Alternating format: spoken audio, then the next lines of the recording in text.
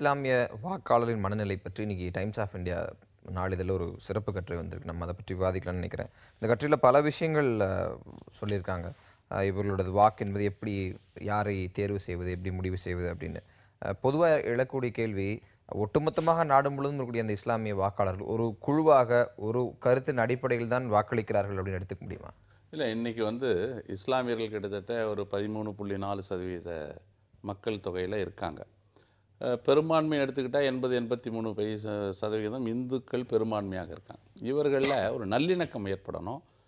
அதாவது எந்த மதத்துக்கும் ஒரு அரசு ஆதரவாகவோ எதிராகவோ இருக்கக்கூடாது. அதுதான் மதச்சார்பின்மை. அந்த கொள்கை தான் 60-65 ஆண்டுகளாக நாம் கடைபிடித்து வருகிறோம். அதன் மூலமாகத்தான் இங்கே ஒரு மத நல்லிணக்கம் ஏற்பட்டு இந்த நாடு வளர்ச்சி பாதையில் சென்று கொண்டிருக்கிறது. இந்த வளர்ச்சிக்கு இந்த நல்லிணக்கம் தேவைப்படுகிறது. அந்த நல்லிணக்கம் தான் காங்கிரஸ் கட்சியினுடைய ஜீவாதார கொள்கையாக நாங்கள் எப்பொழுதுமே நாங்கள் கடைபிடித்து வரோம். அந்த வகையில் இஸ்லாமியர்கள் இன்றைக்கி மிகப்பெரிய அச்சுறுத்தலுக்கும் மிக ஒரு அச்சம் ஏற்பட்டிருக்கு. நரேந்திர மோடி ஏற்கனவே குஜராத்தில் எத்தகைய அணுகுமுறையை இஸ்லாமிய சிறுபான்மையினருக்கு எதிராக கையாண்டாரோ, அவர் நாட்டின் பிரதமராக வர நேர்ந்தால் நமக்கு பாதுகாப்பு இருக்குமா என்கிற ஒரு அச்சம் அவர்களிடம் இருக்கிறது. அந்த அச்சத்தின் அடிப்படையில் தங்களை பாதுகாத்துக் கொள்கிற முயற்சியில் அவர்கள் நிச்சயம் ஈடுபடுவார்கள். அந்த வகையில் தான் இன்றைக்கு வருகிற செய்திகள். இப்போ பிரவீன் டொகாடியா போன்றவர்கள்லாம் பேசுகிற பேச்சு, அதே போல் கிரிராஜ் சிங் என்பவர், நீங்களெல்லாம் மோடியை ஏற்றுக்கொள்ளாதவர்கள் பாகிஸ்தானுக்கு போக வேண்டும் என்று பேசுவது, இது போன்ற ஒரு நச்சு கருத்துக்கள், இதெல்லாம் இந்த சமூகத்தில் காலம் காலமாக வளர்த்தெடுக்கப்பட்ட நல்லிணக்கம் சீர்குலையும் என்பதுதான் எங்கள் கருத்து. ஓப்பனா சொல்றதை ஒட்டி 2013 எடுத்தப்பட்ட ஒரு கருத்து கணிப்பில் இஸ்லாமிய மக்கள் வளர்ச்சியும் முன்னேற்றத்தையும் விரும்புகிறாங்க அப்படின்னு சொல்லப்பட்டது. அதை கூட பாரதிய ஜனதா தன்னுடைய பிரச்சார யுக்தியாக பயன்படுத்தி இருந்தது. அப்போ அந்த கருத்து கணிப்பின் முடிவுகளை இது போன்ற வெறுப்பு பேச்சுக்கள் பாதிக்கும் அப்படின்னு எடுத்துக்கலாமா? நீங்கள் வெறுப்பு பேச்சுக்கள் பேசினது யாருன்னு சொன்னால் பாரதிய ஜனதா கட்சியிலேருந்து பேசலை. பேசினாலும் கூட அதை விஹெச்பியிலேருந்து பேசினாலும் கூட அதை நரேந்திர மோடி அவர்கள் கண்டித்திருக்கிறார்கள். காங்கிரஸ் பேசியிருக்கிறது, ராகுல் காந்தி பேசியிருக்காரு. முசாஃபர் நகரில் அந்த கலவரத்தை பற்றி பார்க்க போகும்பொழுது அங்கே இருக்கிற இஸ்லாமிய இளைஞர்களுக்கும் பாகிஸ்தான் ஐஎஸ்ஐக்கும் தொடர்பு இருக்கிறது என்று சொன்னார்கள்.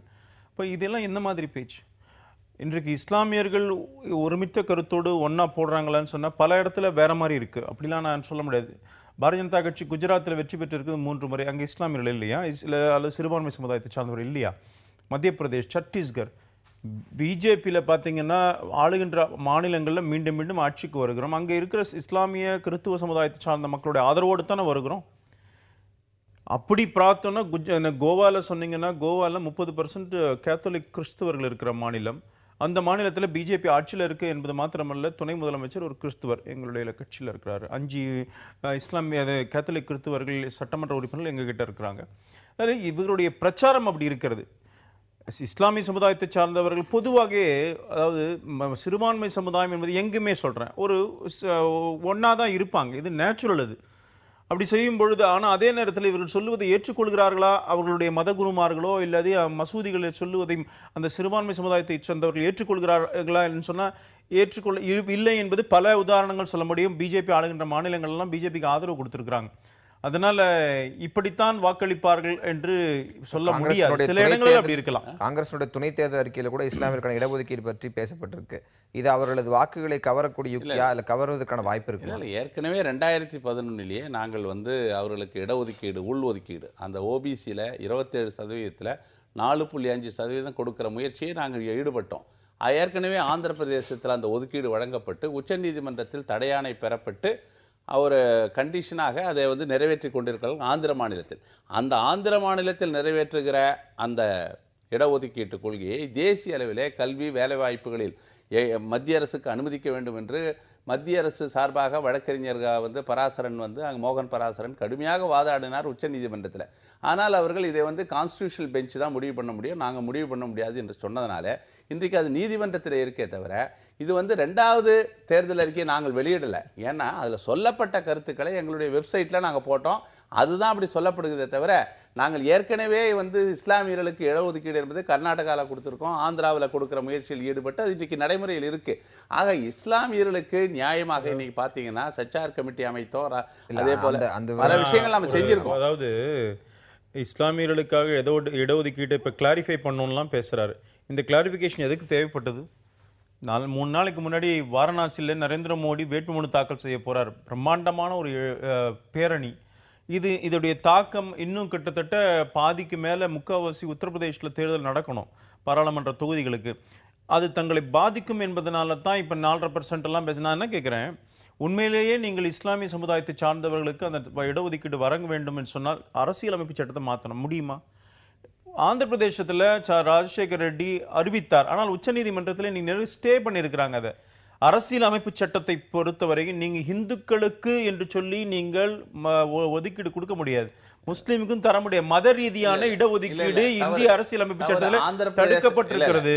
ஒரு சின்ன கிளாரிபிகேஷன். ஆந்திர பிரதேச நீதிமன்றத்தில் தடையாணை வழங்கப்பட்டது. நீங்க அந்த ஒதுக்கீடு அந்த ஒதுக்கீடு கொடுப்பதற்குரிய டேட்டா, அதாவது யார் பின்தங்கிய சமுதாயத்தை சேர்ந்தவர்கள் முஸ்லீம் மதத்துல அப்படின்ற டேட்டா நம்ம தமிழ்நாட்டில் இருக்கிற மாதிரி ஆந்திராவில் இல்லாதனால தான் அதுக்கு தடையானையே தவிர இது இந்த ஒதுக்கீடு ஓபிசி ஏற்கனவே பொன் ராதாகிருஷ்ணன் தமிழ்நாட்டில் இந்த ப்ரீ மெட்ரிக் போஸ்ட் மெட்ரிக் அவர்களுக்கு கொடுப்பதை பற்றி தமிழ்நாட்டில் போராட்டமே நடத்தினார். இந்த அடிப்படையில் ஒன்று புரிஞ்சுக்கணும், பாஜகவினருக்கு என்னன்னா முஸ்லீம் மதத்தை சார்ந்த பின்தங்கிய சமுதாயத்தினர் அந்த பட்டியல் தமிழ்நாட்டில் இருக்கு, ஆந்திராவில் இல்லை. அந்த பட்டியல் தயாரிக்கப்பட்ட பிறகு இடஒதுக்கீடு. இது மத அடிப்படையில் இடஒதுக்கீடு அல்ல. எப்படி இந்து மதத்தில் இருக்கிற பின்தங்கிய சமுதாயத்தினருக்கு இடஒதுக்கீடு வழங்கப்படுகிறதோ அதே போல இஸ்லாமிய மதத்தில் இருக்கிற பின்தங்கிய சமுதாயம். மரியாதைக்குரிய திரு கோபண்ணா அவர்கள் விஷயம் தெரிந்தவர். ஒரு விஷயத்தை புரிஞ்சுக்கணும். இப்போ தமிழ்நாட்டில் டிஎன்பிசி எக்ஸாம் எழுதும்போது ஒரு பட்டியல் கொடுக்குறாங்க. 1500 ஜாதி இருக்குது.